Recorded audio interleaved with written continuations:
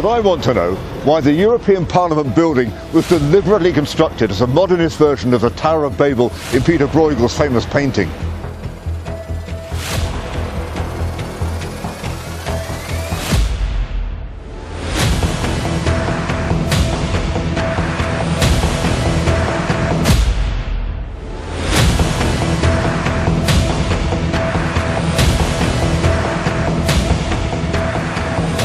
Be remembered later, okay? It's gone. No. Dust on the... Just gone. What's gone? That's the within a week, thought to me. a month? To not exist. That's right. And do you ponder that sometimes? Yeah, ponder it sometimes. Yeah. All the time. All the it's time. It's like with you. Death is coming. Death is coming your way, Larry. What the hell? It's not far away. So what are you going to do in that moment of consciousness and death, right there? You die. And you say, oh my God, I'm dying. Is that going to be the most fearful moment? Sure. The moment because you're thinking, yeah, I'm not going to die. I take a few more antibiotics, get the pump going a little faster, and I'll live. But we're going to die momentarily. And I find it fearful.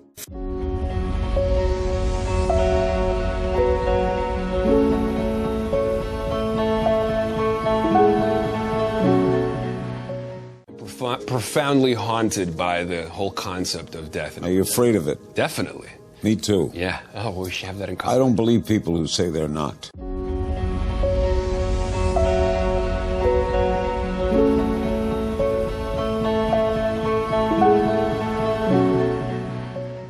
That's the one thing I fear is dying. Me, man, that haunts me. Because the thought of not existing. I feel when you die, there's just nothing. It's like when you're asleep and you're not dreaming. But I can't imagine nothingness lasting forever. That's the thing that I cannot get. I can't grasp. To not exist forever. Forever. When does forever end?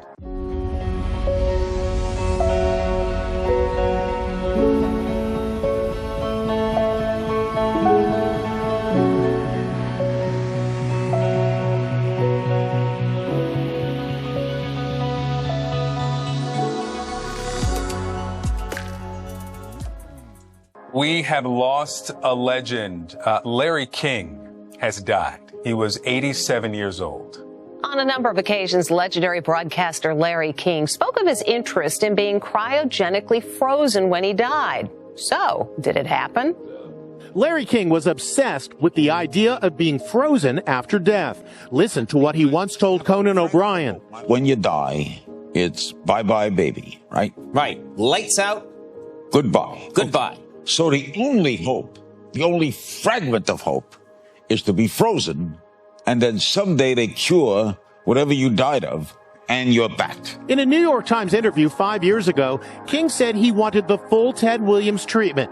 Ted Williams is, of course, the baseball legend who died in 2002 and remains frozen in a cryogenics facility in Scottsdale, Arizona. Larry King also had a conversation about it with Dr. Oz. The doctor confirmed to Inside Edition today.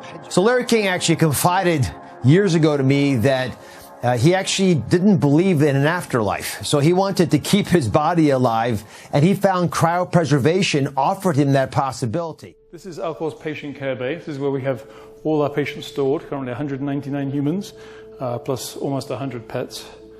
So they're not really dead, they're just legally dead.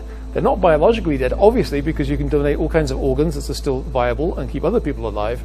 It just means that something critical has failed that we can't fix today. We come at the stage where doctors today have given up, where today's medicine and technology is not sufficient to keep you going, but we're saying instead of just disposing of the patient, give them to us, we're going to stabilize them, stop them getting worse, and hold them for as long as it takes for technology to catch up and allow them to come back to life and continue living.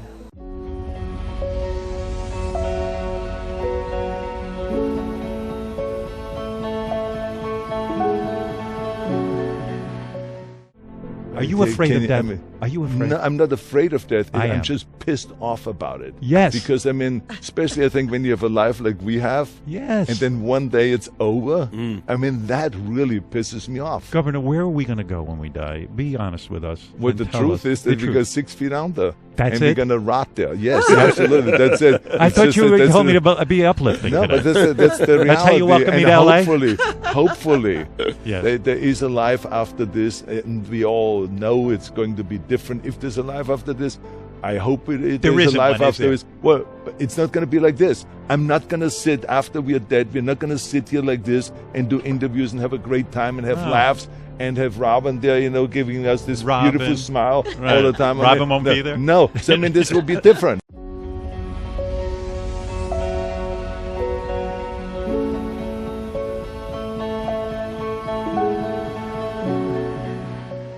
I don't know what it is, but it is upsetting, and I cannot stand it. Are you angry about it? I'm so angry about it. Me too. I'm furious about it. Me too. I'm telling you. Can't we do something? No, but that's why you and I are so much alike. I know. Because we want to be the only ones that will live forever.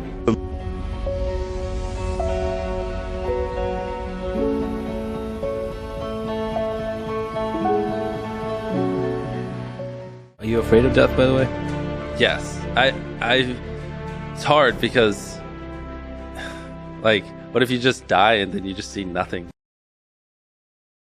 forever, Yeah, the nothingness. It just fades to blackness, and you're just like that for trillions upon trillions to billions squared years, and it's scary. But also, before you're born, you don't remember those, X amount of years either, so that gives me a little comfort, but no, it's definitely very scary. Something I'd rather not think about until I'm like 80. I'll deal with that problem then.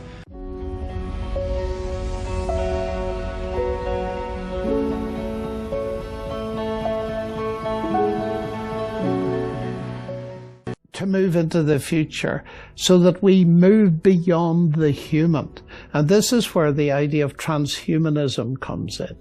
Moving beyond the humans. And of course the view is of many people that humans are just a stage in the gradual evolution of biological organisms that have developed according to no particular direction.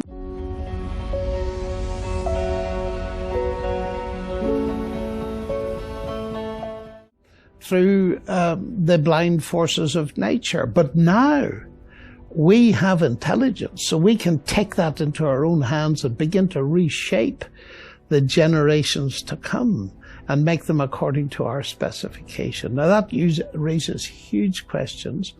The first one is, of course, as to identity. What are these things going to be? And who am I in that kind of a situation?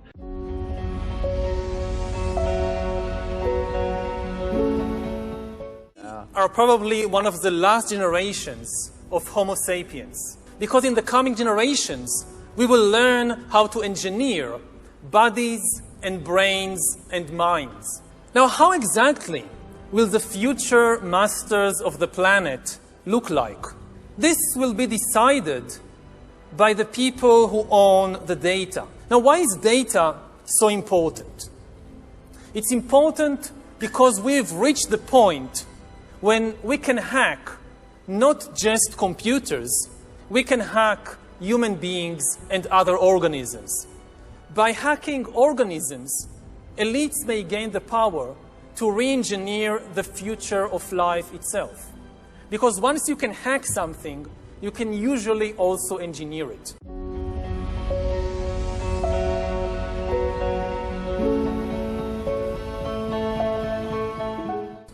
All of life, for 4 billion years, dinosaurs, amoebas, tomatoes, humans, all of life was subject to the laws of natural selection and to the laws of organic biochemistry. But this is now about to change. Science is replacing evolution by natural selection with evolution by intelligent design. Not the intelligent design of some god above the clouds.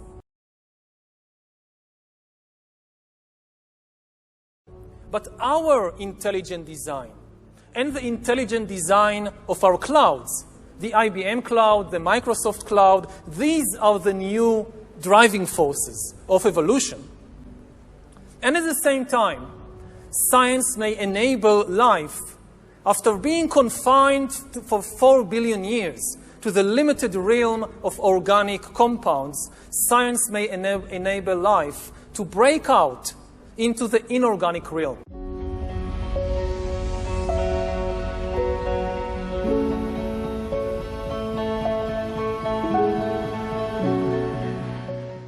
Next big projects of humankind will be to overcome old age and death, to find the keys, the secret to happiness, and to basically upgrade humans into gods.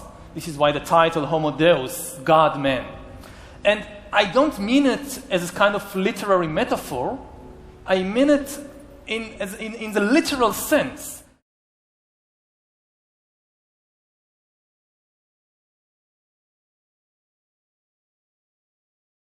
That for thousands of years, humans have imagined gods in a particular way. They ascribed particular abilities and qualities to gods. And we are here in a church, and the walls are full of these descriptions of what God can do. And we are now seriously in the business of acquiring these traditional divine abilities and qualities to ourselves. Whether it's trying to overcome death and gain immortality, or whether it's gaining the ability to create and design life according to our wishes. In the Bible, in the book of Genesis, basically the first thing God does is to create animals and plants and humans according to his wishes. We are now trying to gain this divine ability to ourselves. It's very likely that in the 21st century, the main product, the most important products of the human economy will no longer be just vehicles and textiles and food and weapons. The main products will be bodies and brains and minds. And in a way, we are even reaching beyond what ancient religions ascribed to the gods. Because the gods, like Jehovah in the Bible, they could create only organic beings. If you're a creationist and you look at the world, so all these animals, all these plants, God created them and they are all organic. Now humans are trying to do better than that. We will not just gain the ability to create these organic beings that's been around for 4 billion years. We are in the process of learning how to create the first inorganic entities, inorganic beings, like artificial intelligence, that ever existed. So in this sense, it's a literal claim that humans are trying to upgrade themselves into gods.